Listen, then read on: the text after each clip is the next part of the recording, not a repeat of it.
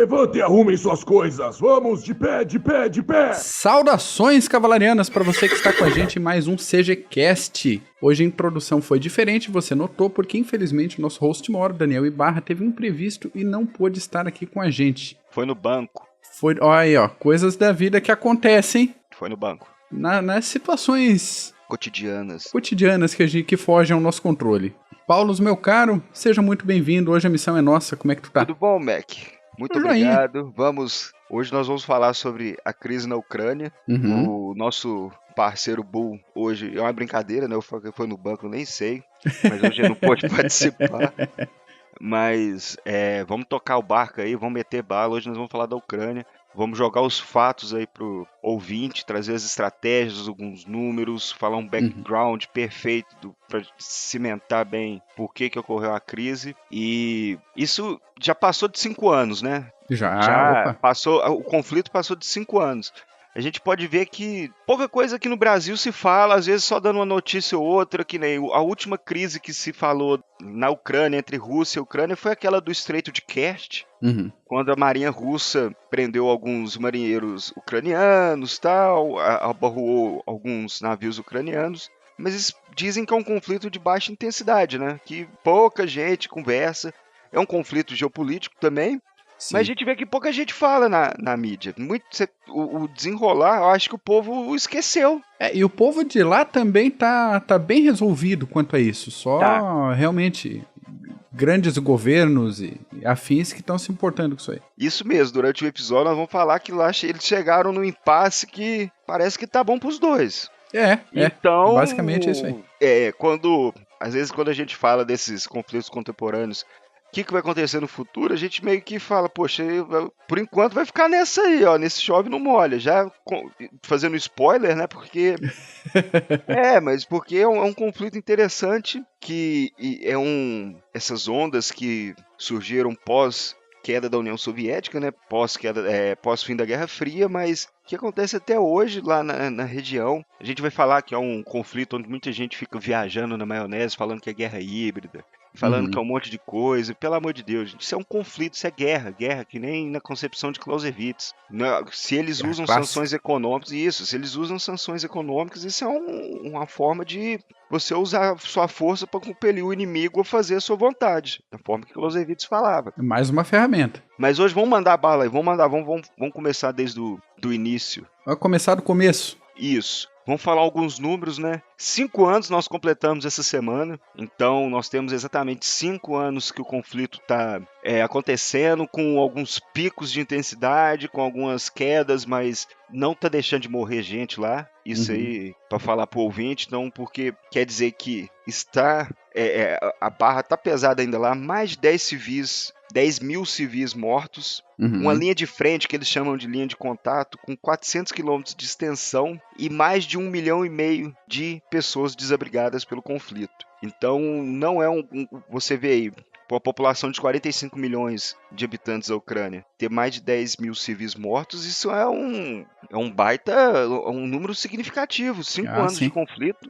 Em números absolutos, parece que não é tudo aquilo. A gente pensa, muito mais gente morre por criminalidade no Brasil em um ano do que essa quantidade de gente, mas proporcionalmente pro tipo de conflito, não dá para ignorar. 10 mil civis mortos, né? Exatamente. E 1,5 milhão de pessoas desabrigadas, é pesado.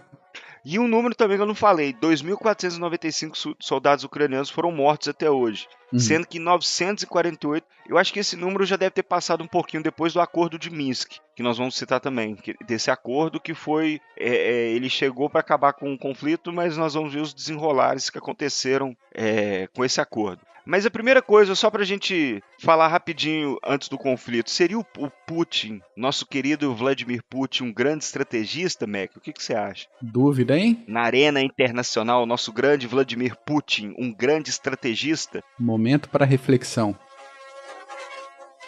O ouvinte vai pensar também, será que é um grande estrategista? Porra, o cara tá lá, tá 5 anos lá num conflito de baixa intensidade com a Ucrânia e tal. O que acontece? O cientista político John Mearsheimer, que a galera de relações internacionais curte pra caramba aí do realismo ofensivo, ele sempre falou que Putin é um estrategista de primeira classe, né? Que tem que ser temido, respeitado e que sempre vai enfrentar seus inimigos na arena política, tanto interna como externa. Uhum. E Putin mesmo se considera um vencedor nessa arena internacional pelos últimos acontecimentos. Então você vê que ele derrotou Obama, segundo ele, no conflito na Síria, quando os sírios usaram armas químicas pela primeira vez em 2013, o Assad, por conseguinte, cruzando aquela linha vermelha. Só que Obama não reforçou o seu aviso, né, de que se cruzasse a linha vermelha, a situação ia ficar russa. Uhum. E o que acontece é que Putin meio que salvou a pele do Assad. Depois teve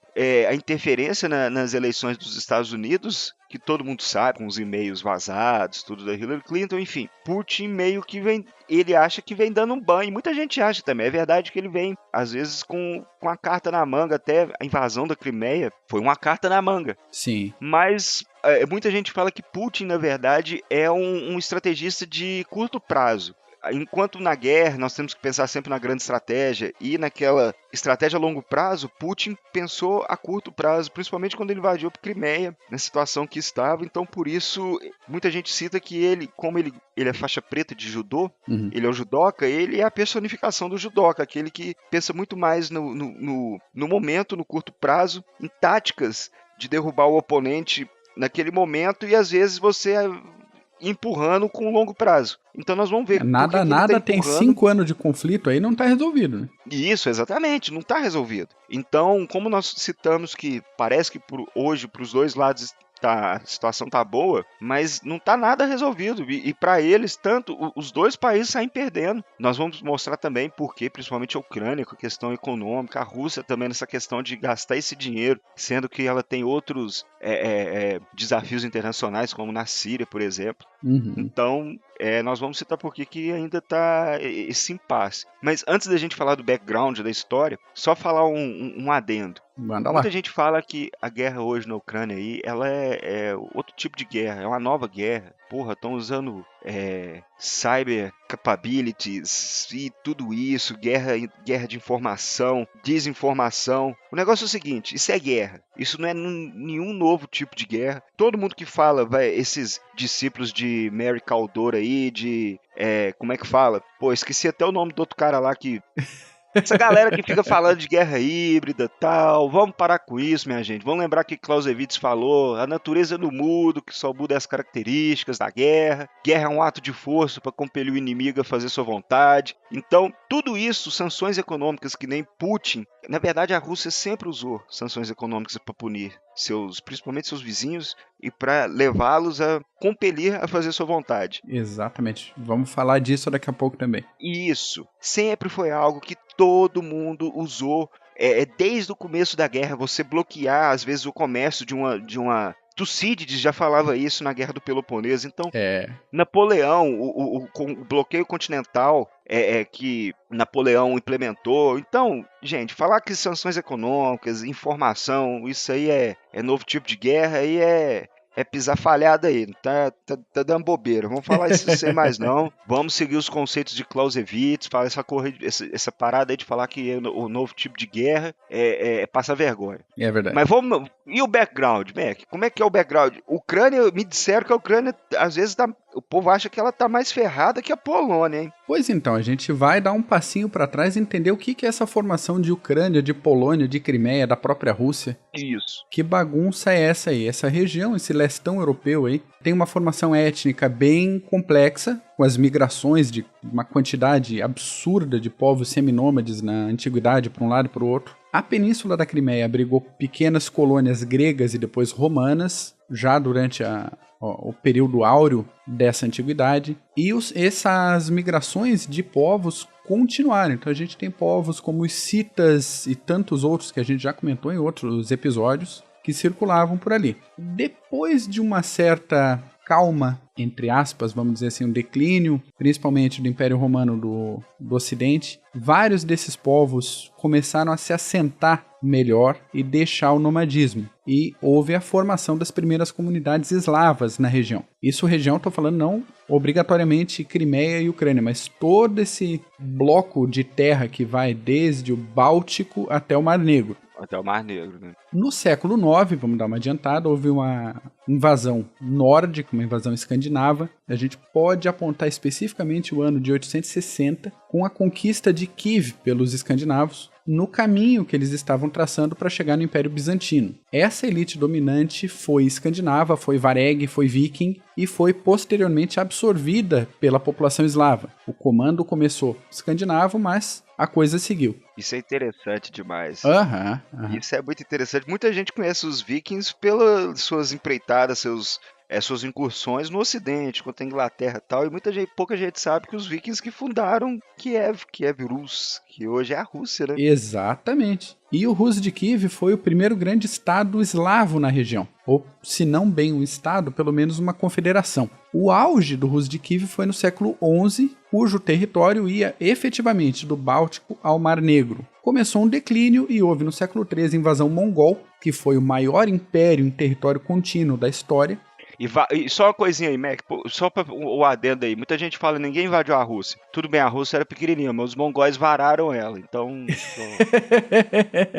E foi bonito. E daí fragmentou-se o Império Mongol. E essa fragmentação, depois da morte do Gengis Khan, e principalmente do filho dele, o Khan Ogedei, tornou essas propriedades, esses mini-impérios, esses mini-reinos, deixou eles um pouco mais autônomos. O Batu, que era sobrinho do Ogedei, fundou o Kanato da Horda de Ouro, e aí corresponde mais ou menos o que é a Ucrânia e arredores hoje. Por conta aí de algumas brigas familiares normais da época, divergências de comando, esse Kanato seguiu sem muita interferência do Kublai Khan, que tinha o foco principal dele lá na China. A região sul do Kanato, e por isso toda essa tensão, fazia fronteira com vários povos limítrofes ali. E foi chamado, durante o Kanato da Horda de Ouro, de Ukrajna, que traduzido é a fronteira. Então a gente já tem a origem do nome aí. Tudo certo, tudo bem. Século XV aconteceu a conquista otomana da região.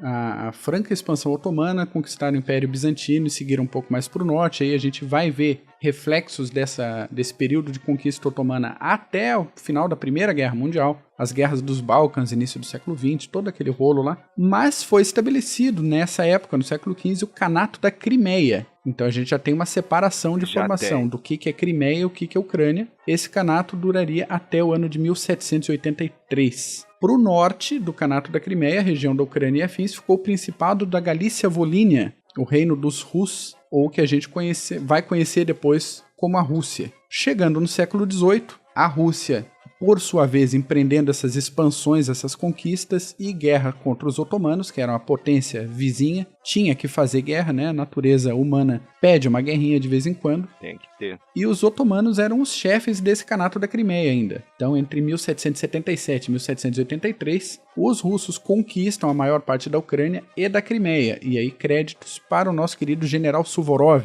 Com o tempo, houve uma política pesada de russificação da região. Primeira treta grossa aqui da Crimeia. Entre as diversas políticas, foi proibido o uso da língua ucraniana em materiais escritos e até o uso em público em algumas situações. Ah, interessante. Bonito, né?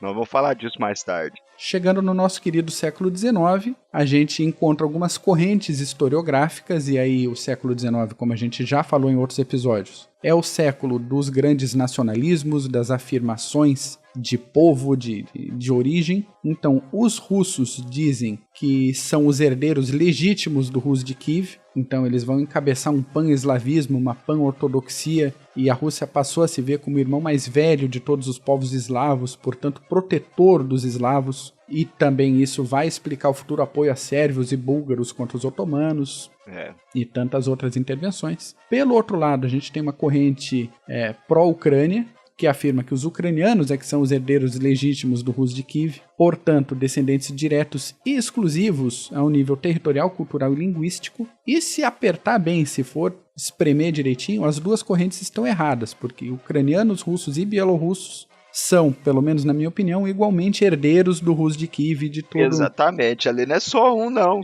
A região foi inteira. Quem tá perdendo ali é a Rússia, tá mais para os ucranianos e a galera do Báltico. Por aí. Mas também por aí. tem os russos também, lógico. A gente brinca, mas são todos descendentes. Isso aí não dá. Agora, quem é o mais forte ali vai puxar a sardinha e vai reescrever a história e vai puxar a sardinha pro lado deles, né? E No é caso isso da aí. Rússia, como herdeira principal dessa cultura eslava e do Ruskiv. E a gente tem, na metade do século XIX, a famosa Guerra da Crimeia. E aqui uma dica para o nosso ouvinte, que quiser um CGCast ou um PHM exclusivo sobre a Guerra da Crimeia, manda uma mensagem pra gente, porque é um assunto bem legalzinho que vale a gente estender. Na verdade, a gente tá doido pra falar da Crimeia já, desde do conflito, né? E Bem nós isso vamos aí. falar.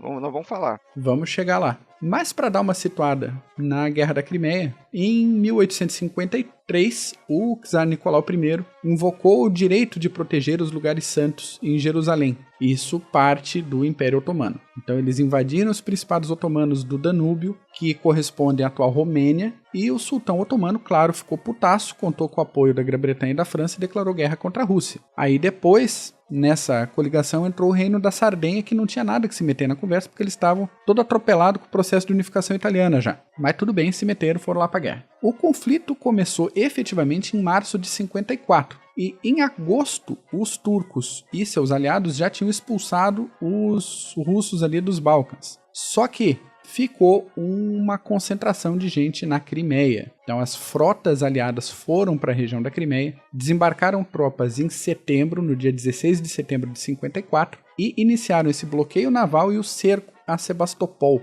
Isso já aplicando coisas que você falou no início do episódio. É tática clássica de guerra. Bloqueia, isola e deixa definhar. Deixa murchar. Deixa murchar. O cerco de Sebastopol foi o principal combate que aconteceu durante a Guerra da Crimeia. Durou aí de setembro de 54 a setembro de 55. Foi um cerco pesadíssimo e também vale a gente, num outro episódio, discorrer melhor. E a batalha mais relevante é a Batalha de Balaclava, onde aconteceu a famosa carga da Brigada Ligeira da Cavalaria Britânica, conduzida pelo Lord Cardigan no dia 25 de outubro de 54, que inspirou diversas obras literárias, tanto livros quanto poemas, músicas. Tem música até do Iron Maiden que fala dessa situação, é The Trooper. Morreu praticamente todo mundo da carga de cavalaria, porque eles se meteram numa armadilha que estava cercada por 3 lados pelo inimigo. Isso. E não tinha muito o que fazer. Fogo cruzado. Mas romantizaram, né, a carga e o esforço do Lord Cardigan. E a humanidade tende a romantizar derrotas gloriosas, né? Aconteceu isso com Leônidas também. Ele ficou parado no meio na frente dos persas e foram atropelados. Ponto. A história crua é essa. Mas lembramos do Leônidas até hoje, assim como a gente tem pelo menos uma noção da carga da Brigada Ligeira. Isso. E terminou essa guerra aí com o Tratado de Paris, com a Rússia renunciando qualquer pretensão sobre os Balcãs. E ficou proibida de manter bases ou forças navais no Mar Negro. A gente sabe que isso não vai durar muito tempo. Acontece mais pra frente, já no século XX, nosso querido século XX, a Primeira Guerra Mundial, Revolução Russa e os poréns. Então a gente tem o Tratado de Brest-Litovsk, assinado em 1918. O governo revolucionário abriu mão de exercer soberania sobre grande parte do território ucraniano, mas esse mesmo tratado foi anulado com a derrota dos impérios centrais no final da guerra, e de novo o território passou a ser disputado na Guerra Polaco-Soviética. E uma guerra que a gente ouve pouco falar, a Guerra Polaco-Soviética, que aconteceu aí de fevereiro de 19 a março de 21. É o milagre do Vístula, né? O milagre de Varsóvia, se eu não lembro.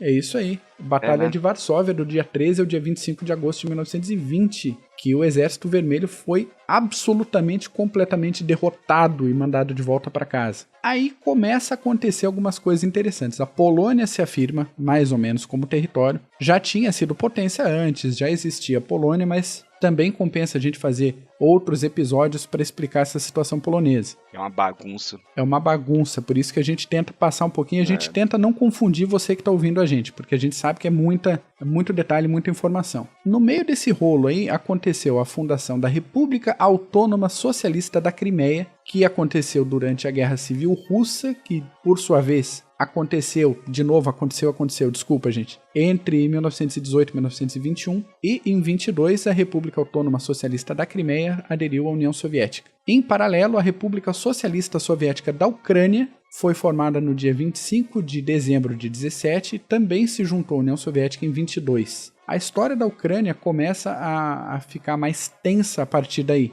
porque entre 1932 e 1933 aconteceu um episódio que o Stalin, forçando a coletivização dos territórios, das terras, fazendo a reforma agrária soviética, enfrentou a resistência dos nativos, dos moradores da região, que estavam ali há séculos plantando, colhendo com a melhor eficiência que eles podiam ter nessa região. E o Stalin mandou parar a produção de alimentos e a importação de alimentos. Isso é uma situação bem complicada, bem pesada e difícil de pesquisar, porque números atuais apontam entre 2,5 milhões e 12 milhões de mortos.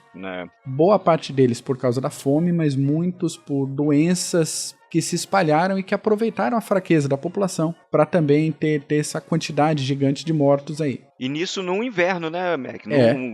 Na verdade, foi no período de um ano, né, que eles falam, que até 32, 33 e, poxa, imagina, só para você ter esse gap aí de 2,5 até 12 milhões, muita gente cita que foram 6, 7, né, que citam que foram um pouco mais do que os judeus mortos por Hitler, mas... Isso, o número mais aceito aí, 7 milhões, mais ou menos. Então. Esse número não vai ter... Não tem muito vai ter como... nunca, né? Muito certo, não vai ter jeito. Sim, porque ainda tem acesso, dificuldade no acesso à documentação, que tem muita coisa restrita até hoje, e documentação que foi feita ou foi alterada já na época. A quantidade de mortos que as autoridades não podiam registrar que tinham morrido por fome, que foi registrado morte por outras coisas, ou simplesmente gente que morreu no interior e foi enterrada e ninguém sabe. Então a gente jamais vai conhecer o tamanho desse genocídio que a União Soviética causou na Ucrânia. Genocídio intencional causado na Ucrânia. Isso. Aí, por conta disso, de todo o tratamento soviético na Ucrânia, na Segunda Guerra Mundial, quando os nazistas chegaram, eles foram recebidos como libertadores. Momento para reflexão. Imagina os nazistas sendo recebidos como libertadores por um povo. Que era a situação da Ucrânia? Pois é, a ponto de von Kleist, e aí nós temos que fazer uma lembrança aí da figura acho que é Ewald von Kleist, né? O general alemão que, quando chegou na Ucrânia, ele fazia parte do grupo de exército do sul, falou que o certo seria levantar uma insurgência no povo ucraniano, que teria um exército de 100 mil a mais para lutar contra os russos. Só que os alemães simplesmente falaram não, sub-humano, e trataram os ucranianos da mesma forma. A gente lembra do Stepan Bandeira também, que hoje é tratado pelos russos como um neonazista, mas na verdade ele se juntou aos nazistas na Segunda Guerra para lutar contra os russos, então o movimento nacionalista ucraniano hoje pega na figura dele. Claro. Eles falam até que o bandeiratismo, sei lá, que eles xingam como... Xingam não, mas na verdade, até hoje na Rússia, todo mundo que luta contra os russos é fascista e neonazista. Mas não dá para também negar que há influências de neonazistas, principalmente dessa... se lembrando um pouco do movimento do Stepan Bandeira, hoje no movimento contra a Rússia. Isso não dá para negar também. Sem dúvida nenhuma. E aí, depois da Segunda Guerra Mundial, a Ucrânia foi internacionalmente reconhecida como Estado independente, com seus próprios direitos, mais ou menos, porque estava na esfera soviética. Foi um dos 50 estados fundadores da ONU, ainda em 45, e foi um dos 2 únicos estados da União Soviética a ter um assento próprio nas Nações Unidas. A outra nação foi a Bielorrússia. A Ucrânia finalmente fica independente com o final da União Soviética, vou repetir porque eu gosto, com o final da União Soviética, em 91. Em paralelo, que a gente está fazendo sempre paralelo Ucrânia e Crimeia, porque o normal é a gente entender a Crimeia, pelo menos com os olhos do geral, eu vi assim até bem pouco tempo atrás, como a Crimeia sendo parte natural da Ucrânia. Dirigente, exatamente. E não é bem por aí. A Crimeia sempre teve uma história paralela. Apesar de ter fronteira com a Ucrânia, sempre teve uma história paralela. Canato da Crimeia que você citou, né, É isso aí, Canato da Crimeia. Eles têm uma história própria, eles têm costumes próprios, têm similaridades, claro, com a Ucrânia? Tem, mas é uma trajetória muito própria. Teve só te interrompendo rapidinho, tem essas questões, mas depois tem aquela também que rolou vamos dizer assim, que os russos foram bondosos com os ucranianos na questão da Crimeia, Uhum. porque eles, como que a Crimeia passou para as mãos ucranianas? Foi Khrushchev que deu, né? É isso aí, é isso aí. Houve uma construção de linhas de tráfego e ferrovias e dutos de irrigação e afins ali na região, e ele resolveu criar a Crimeia. Não seria mais parte da Rússia, ela tinha já sido absorvida, como a gente comentou, pela Rússia, mas transferiram ali o título de propriedade para a Ucrânia, para facilitar a gerência do local. Obviamente a Crimeia, que já tinha a maioria de população russa, já em 54, ficou descontente, ficou putaça, falou como assim? Isso. Transfere o nosso território para a Ucrânia e deu pra bola? A bel prazer assim, muda, pronto. E isso, desde 54, está entalado. Então tem muita gente hoje viva que viveu essa situação, já a transferência da Crimeia para a Ucrânia, e que está entalado na garganta. Falou, essas pessoas que viveram isso são os idosos, são os anciãos, que alimentaram também parte desse caldo revoltoso, vamos dizer dessa forma, rebelde para o que aconteceu agora depois da virada para o século XXI. Então acho que como background, se eu não confundir demais a galera, aliás, esse assunto é daquela situação assim, se você entendeu tudo bem certinho, talvez você não tenha prestado atenção direito. Então volta e ouve de novo, porque é confuso mesmo. Mas Mac, deu para delinear bem como que a Ucrânia e a Rússia são bem diferentes. E a Crimeia também, como a Crimeia, ela faz parte da Rússia. Se você vê hoje no mapa, no mapa da Ucrânia, o mapa de língua ucraniana mesmo é a partir do centro da Ucrânia até o ocidente ucraniano, até o oeste. Enquanto que o leste ucraniano ia indo por baixo ali, desde o leste, onde está acontecendo os combates hoje, que é a região de LPR e DPR, que é Donetsk People's Republic, e Luhansk, né, People's Republic, que é a República do Povo de Donetsk e de Luhansk, que são povos de maioria mesmo russa, e a Crimeia também. Você vai descendo até Mariupol, no Mar Vermelho, Estreito de Kerch até a Crimeia, são povos de origem russa. Sim. E o norte ucraniano até o oeste, de língua ucraniana e mais, vamos supor, mais voltado para o nacionalismo ucraniano, com uma identidade já mais ucraniana. Agora, só vale lembrar, Khrushchev não era bobo. Ele passou em 54. Bem longe. Muito longe. Ele passou em 54 a Crimeia. Bem que você falou que ele já estava montando uma infraestrutura muito boa na Crimeia, só que ele passou para os ucranianos simplesmente porque ele precisava de apoio dos ucranianos, principalmente da parte dos ucranianos comunistas, dos líderes, porque, como todo mundo sabe, Khrushchev, quando Stalin morreu, resolveu chutar o pau da barraca. Então, ele precisava do apoio dos ucranianos, e passar a Crimeia para a Ucrânia foi meio que um presentinho. Não, fica com a Crimeia aí. No entanto, que Sevastopol, a base russa de Sevastopol, ainda continuou na Crimeia por esse tempo todo, né, na Guerra Fria, e até porque os russos não queriam ficar usando o Estreito de Kerch e aquela região do Cáucaso ali no litoral, no Mar Negro, para ter sua saída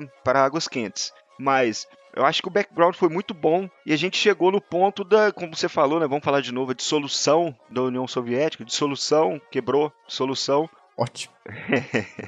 Mas o que acontece? 3 semanas antes da dissolução da União Soviética, os ucranianos já estavam fazendo referendos, né, promovendo referendo para secessão, onde 91% do país votaram para independência e elegeram Leonid Kravchuk como novo presidente. Só que essa nova liberdade não veio com prosperidade, já que o país ficou lutando durante os anos 90 todo para se adequar no novo ambiente na arena internacional, que eles tinham se enquadrado. Então, vale lembrar que a Revolução Laranja, que muita gente fala que ocorreu também em 2013, ela ocorreu em 2003 e em 2004 na Ucrânia, que naquela época o Viktor Yanukovych, que também foi o presidente que estava no meio dessa bagunça, disputou as eleições com Viktor Yushchenko. E vale lembrar que esse Viktor Yushchenko foi envenenado agora. Quem será que fica envenenando o povo aí? A gente não sabe, não pode acusar que foram os russos, mas foi envenenado, e acabou que quando Yushchenko foi para o poder da Ucrânia, ele não governou direito, ficou mais preocupado com a sua própria saúde. Então, até que o governo também, ele era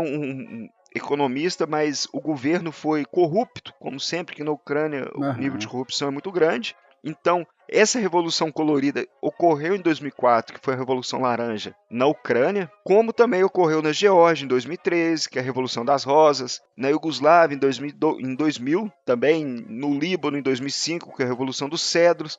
Então, todas essas revoluções coloridas, a Rússia acha que é uma sacanagem do Ocidente para causar instabilidade nas suas esferas de influência. E tudo bem, isso é a visão deles. Eles podem achar o que eles A gente quiserem. não pode.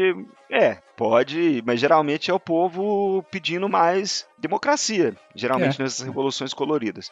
Mas para entender, primeiro nós entendemos a revolta e toda essa diferença entre os ucranianos e os russos. Para entender o conflito hoje, nós temos que entender o que passou depois da Guerra Fria e depois da dissolução da União Soviética. O que acontece? Cada país que se desmembrou da União Soviética tentou seguir seu próprio caminho. Indiferentemente, eles poderiam seguir o caminho perto da Rússia, fim da União Soviética, ou poderia seguir para a União Europeia.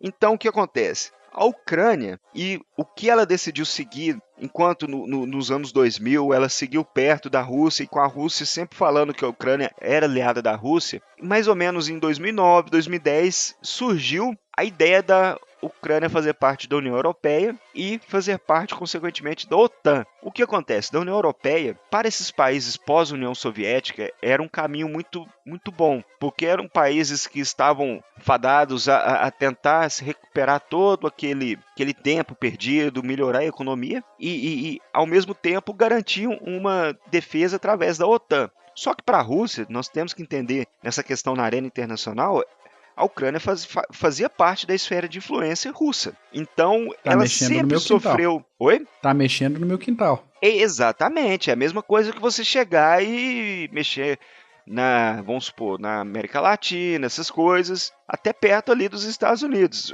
Os Estados Unidos iam reagir da mesma forma. Então, surgiu num summit em Bucareste, o Bush falou, olha, Ucrânia e Geórgia, no caso, poderiam se juntar à União Europeia e à OTAN, e isso ligou a antena russa. A Rússia teve seus problemas na Estônia em 2008, ou na Geórgia, perdão, em 2008, na Estônia em 2007, mas eram sempre aqueles, na Geórgia um pouco mais sério, em 2008, né, que teve uma guerra mais de uma semana, mas para manter sua esfera de influência. Ok, a Rússia conseguiu levar isso porque, para esses países, que nem a Ucrânia, se juntar à União Europeia, até que ela deixava, não importava muito porque a Rússia lucrava com isso. Ela tinha acordos comerciais com a União Europeia, principalmente acordos na esfera energética, porque a Rússia que mantém o suprimento de gás para toda a Europa, quase que toda a Europa, né? Mas a Ucrânia estava nesse dilema, e com Yanukovych no poder. Eu sigo para a União Europeia, o que seria bom para eles, simplesmente porque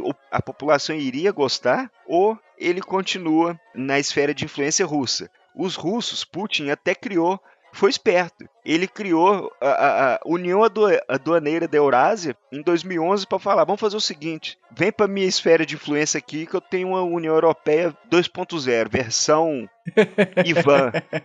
Versão Ivan. Aí chamou nada mais, nada menos que Cazaquistão e Belarus para fazer parte, tipo, só player muito bom, e depois mudou para a União Econômica Eurasiática. Mas tentou a todo custo fechar com a Armênia, Moldova e Ucrânia. Com a Armênia, coitada, a Armênia é um enclave. A Armênia só tá ali. Pequeno, minúscula. Fechou com a Rússia, não tinha muito o que fazer. Moldova sofre com as interferências russas desde 91, 92. Teve um impasse na Transnistria, onde a Rússia esteve lá no conflito em 92, 93. Então a Moldova meio que ligou, vai se ferrar, e fechou com a União Europeia. E está no processo até hoje. A Ucrânia, o que aconteceu com a Ucrânia? A Ucrânia tentou fechar com a União Europeia, a União Europeia chegou para eles em 2011, 2012, nas negociações e falou, olha, para vocês entrarem na União Europeia, vocês precisam passar pelo acordo de associação. Que vamos falar assim, antes de você entrar no bloco, você tem que passar por um intensivão. O intensivão é redução de barreiras de comércio, consolidação das instituições democráticas, proteção dos direitos humanos, promoção do livre mercado. Esses eram os fatores para a Ucrânia. Para ver se consegue andar na linha.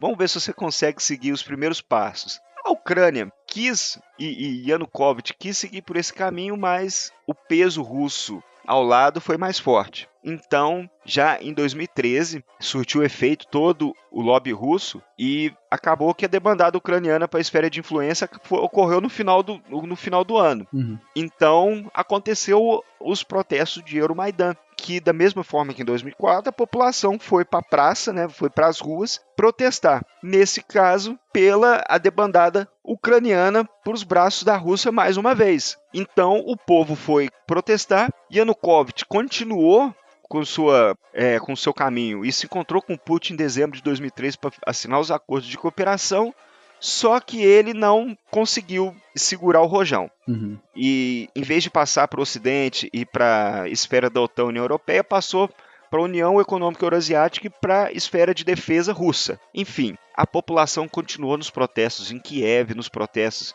principalmente no oeste e em Kiev, e nisso levou a essa crise russa que nós estamos observando até hoje e que está mexendo muito com a região, com a geopolítica da região até hoje. Yanukovych fugiu, não aguentou, ele estava mais preocupado com a sua riqueza, depois descobriram que o cara tinha até um zoológico na casa dele. Louco. Ele viu que a voz não tinha mais força no país e fugiu. O que sobrou para a Rússia? E o que nós falamos no começo do nosso podcast? Que os movimentos russos foram mais de curto prazo do que a longo prazo. Então, às vezes, considerar o Putin um grande estrategista nessa questão, talvez precise de mais análise. Porque Putin observou, essa ideia da Crimeia voltar para a Rússia sempre aconteceu, vale lembrar. Porque nós falamos, a Crimeia é diferente, tem muito mais pessoas de origem russa do que pessoas de origem ucraniana. Pois é, a adesão da Crimeia para a Ucrânia é que foi artificial pelo Khrushchev. Isso. Ela sempre foi russa, sempre foi de população russa, de cultura mais próxima à cultura russa. Se a gente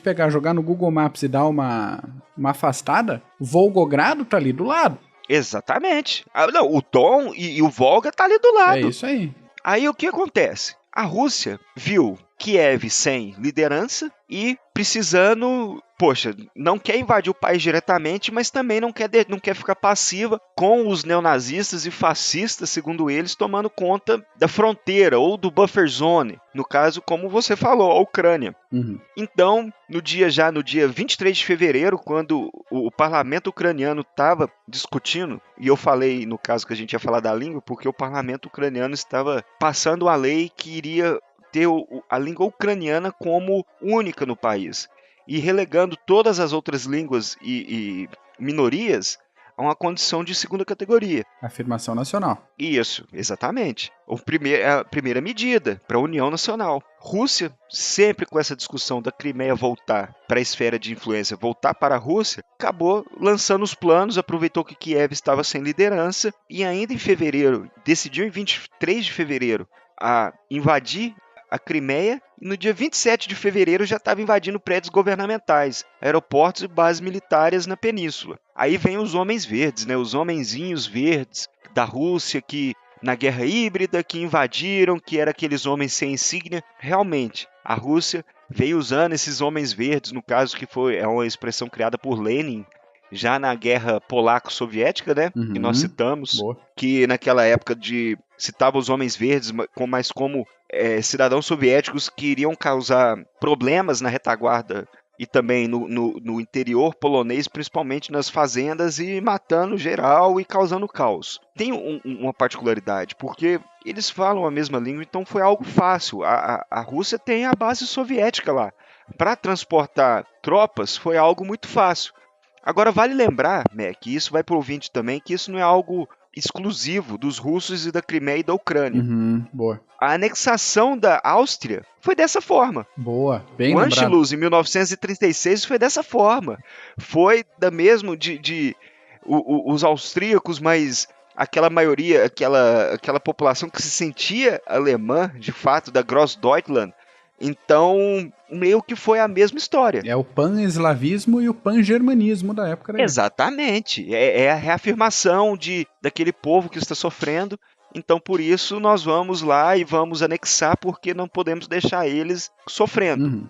Então, tem esse paralelo que nós podemos ter. Então, invadiram já no dia 27, já foi o primeiro referendo para reconhecer a Crimeia como uma região autossustentável, e já no dia 18/3, Putin já alegava que o governo de Kiev era ilegítimo e que a maioria de língua russa na Crimeia tinha o direito de decidir pela sua independência, usando o quê?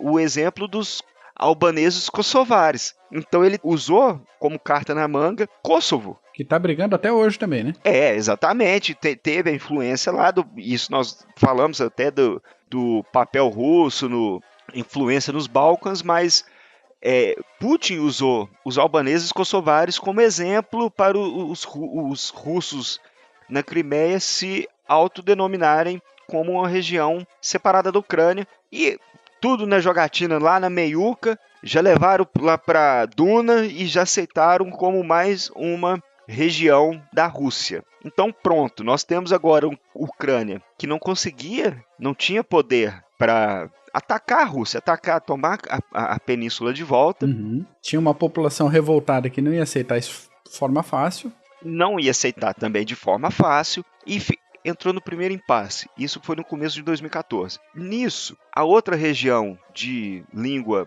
russa na Ucrânia, que é a região de Donetsk e Luhansk, começou também um referendo para declarar sua independência da Ucrânia. Qual que era a estratégia russa e dos rebeldes? Era instigar os movimentos contrários ao Euromaidan nessa região até que eles florescessem o bastante e clamar pela ajuda russa. Então essa era a estratégia russa, deixar esses movimentos florescerem a ponto deles pedirem e se autodenominarem até a Rússia ir lá e ir para ajudar eles. Alimentar a autodeterminação do pessoal. Exatamente, essa era a estratégia. Só que não era tão forte que nem na Crimeia esse movimento popular, esse movimento rebelde, né, contra o governo de Kiev.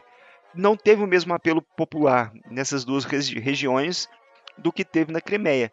E nisso causou um impasse, porque se criou dois enclaves, né, que é o enclave de Luhansk e o enclave de Donetsk, onde os rebeldes, e aí foi uma legião de mercenários russos, e a Rússia, até hoje, apesar dela já ter afirmado que soldados russos atuam de forma às vezes unilateral, às vezes direta, no conflito no leste da Ucrânia, eles geralmente falam que não, isso são mercenários aventureiros que chamaram a causa para si e estão lá a bel prazer.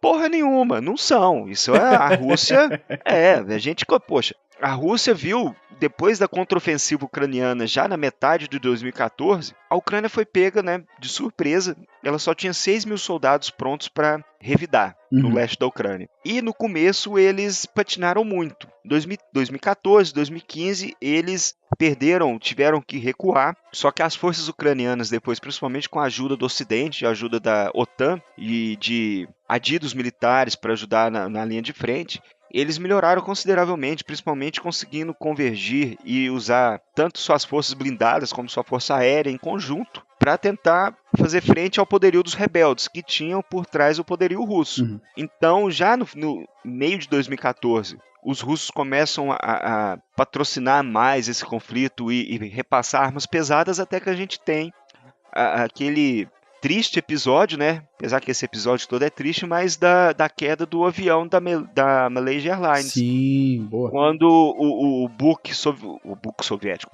mas aquela arma antiaérea rebelde, né, de origem russa, derrubou. Eles acharam que era um avião de transporte de tropas ucraniano e acabaram derrubando o avião da Malaysia Airlines, que foi uma tragédia. E pior ainda, tentaram de todas as formas negar, né, que eram forças rebeldes, tentaram jogar para a Ucrânia, depois pegaram até as conversas telefônicas dos rebeldes falando chocados com o que aconteceu no momento, mas mesmo assim negaram, né, e negam até hoje. Uma pegada daquela culpa é minha, eu boto em quem eu quiser. Exatamente. Eu ponho e levanto meu nariz, a culpa é do outro. Sim.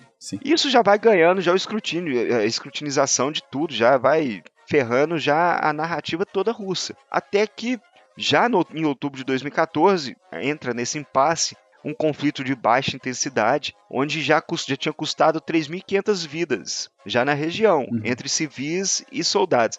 Agora, vale lembrar, nós falamos quantas pessoas a Ucrânia perdeu. Esse número foi diminuído, com certeza, mas só que do lado rebelde russo nós não vamos saber nunca. Perfeito. Porque a Rússia não vai, os rebeldes também, muito menos, vão soltar, e se soltar vai ser um número também maquiado. Só que, vamos lá, o conflito chegou no impasse em 2015, que chegou com a França, Alemanha e Rússia, né, junto da Ucrânia, tentaram mediar o cessar da violência através do Acordo de Minsk, que incluía disposições para o cessar-fogo, retirada de armamento pesado, controle total do governo ucraniano em toda a zona de conflito. No entanto, como nós estamos vendo até hoje, os esforços para chegar nesse acordo estão acontecendo, mas ninguém deu o braço a torcer.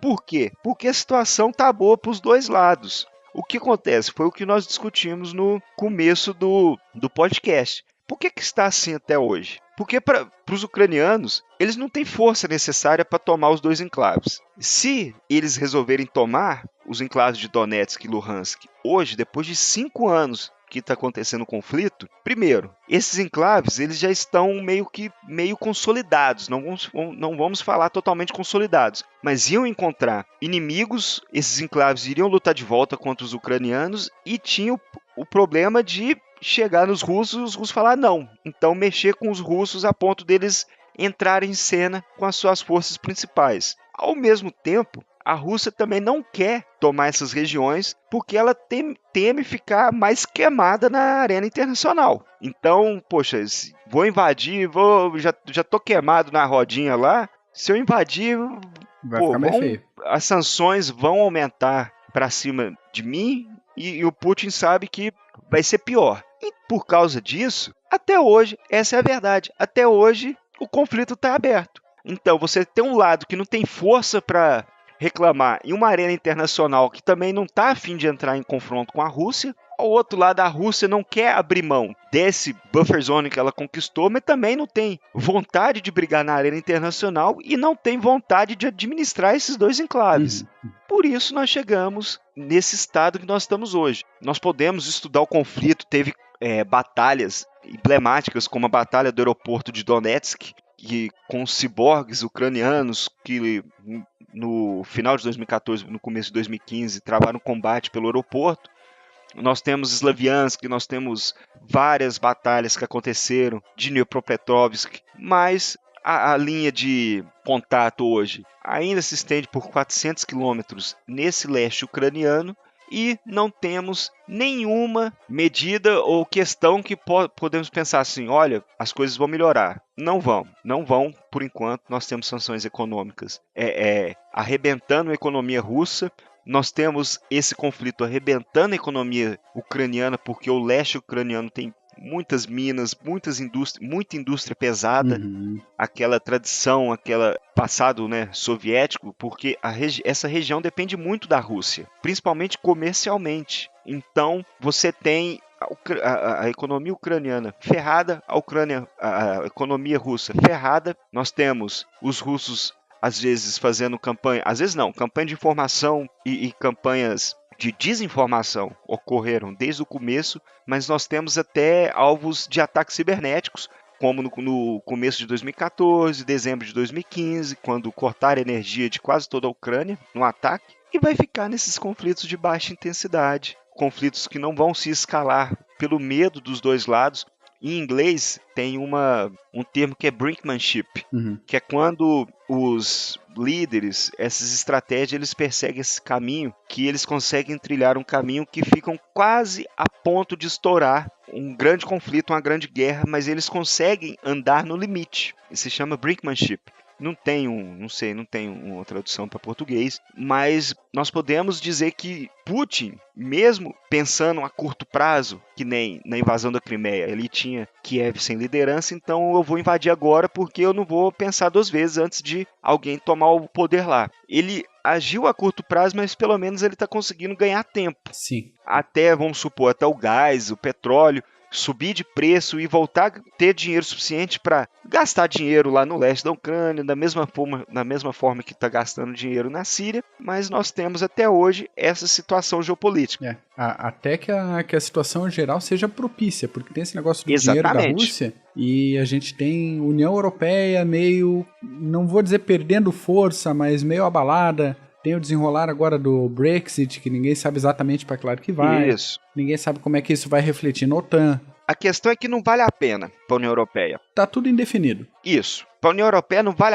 ela tem empréstimos para a Ucrânia depois do conflito para ajudar, mas não vale a pena, sabe, botar a banca mesmo e falar, olha, tá acontecendo isso, vamos, nem à toa até que as sanções que começaram a ocorrer desde 2014 foram amplamente, os alemães não gostaram, e foi amplamente divulgado isso, porque as sanções russas feriam diretamente os acordos comerciais e o comércio com a Alemanha. Uhum. E a Alemanha, a indústria pesada alemã, precisa suprir a indústria russa. Isso é fato. Então, vai acontecendo.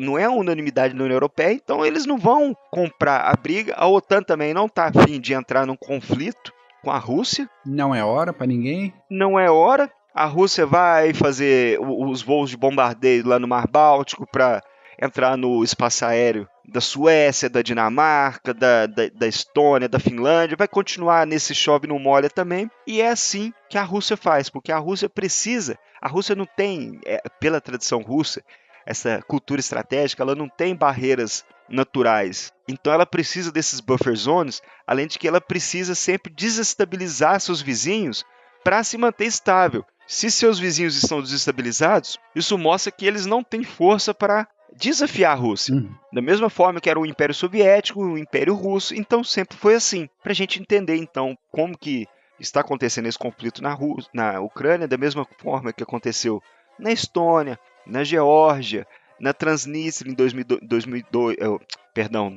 93, e é assim que sempre se desenrolou as coisas pós-Guerra Fria lá na região. E, como nós estamos dizendo, gostaríamos de falar que a região e a situação vai melhorar, mas pelo jeito, não. Vai continuar na mesma coisa. Dom Paulo, para quem quer acompanhar isso aí contemporaneamente, quais são os melhores caminhos? Mídia? A mídia. É o melhor caminho. Nós temos livros que contam, principalmente livros em português são muito poucos, por isso o que eu diria é para o ouvinte acompanhar na internet no máximo, principalmente em sites europeus, na BBC, CNN, na Rádio Livre Europeia, para pegar mais informações, até em veículos russos também, no Russian Today, porque infelizmente ainda mais depois de 2015, pouca coisa se fala do conflito. Tirando em língua inglesa tem muitos livros, mas em português tem muito pouca coisa. Uma dica também é acompanhar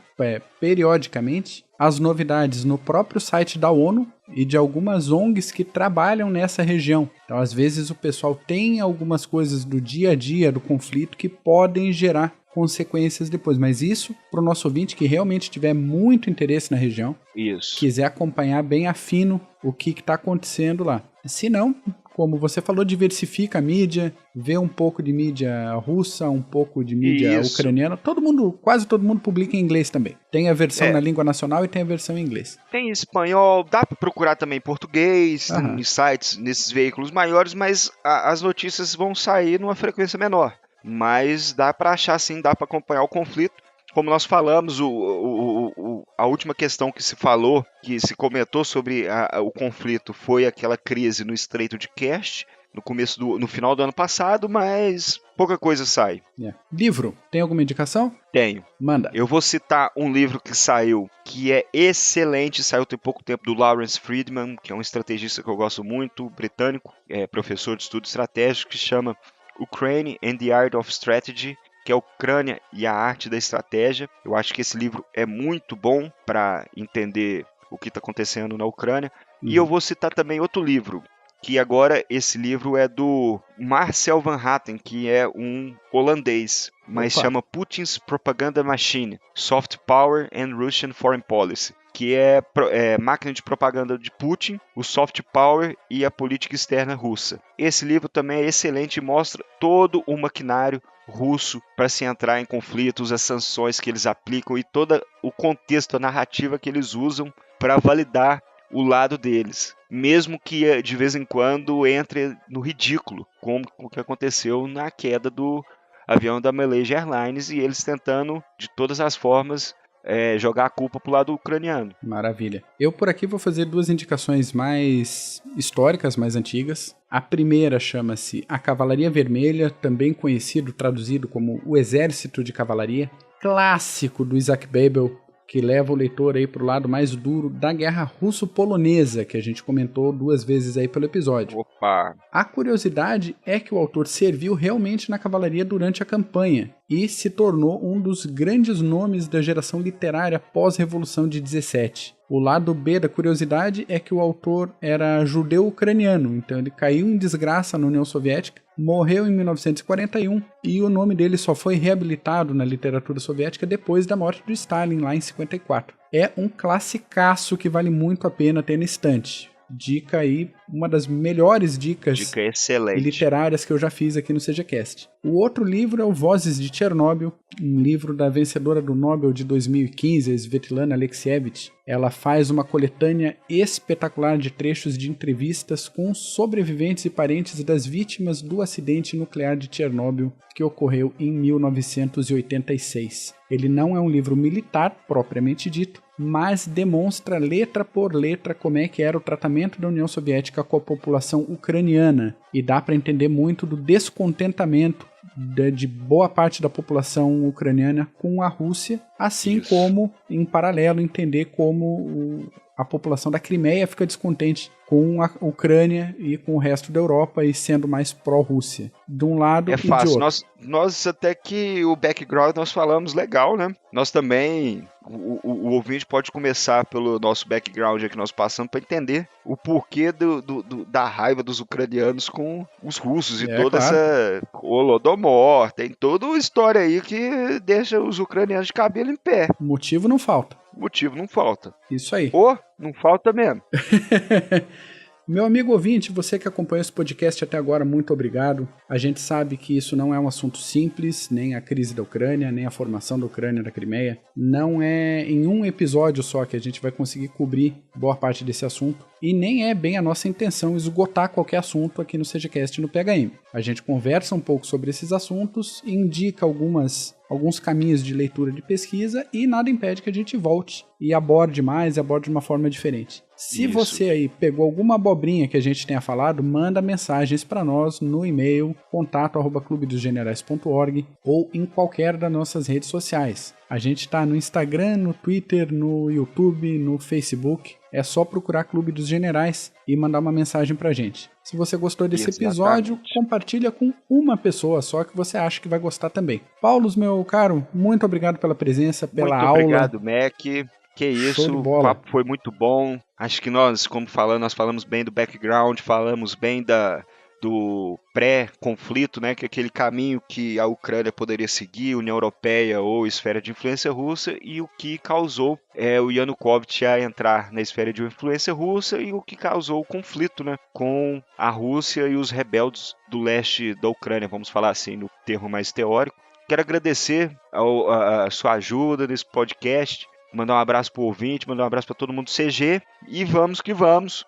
Nos ajudem, compartilhem, comprem livro na Amazon com o nosso link. Isso aí, o Clube dos Generais é parceiro da Amazon. Compra livro na Amazon com o nosso link e se tiver algum tema que vocês queiram que a gente discuta, por favor, e como o Mac também falou, se tiver alguma abobrinha, mandem pra gente que a gente conserta ou a gente aborda aqui no CGCast ou num Partículas de História Militar. Maravilha. Vamos que vamos. Vamos que vamos. Muito obrigado, Paulo. Valeu, pessoal. Até semana que vem.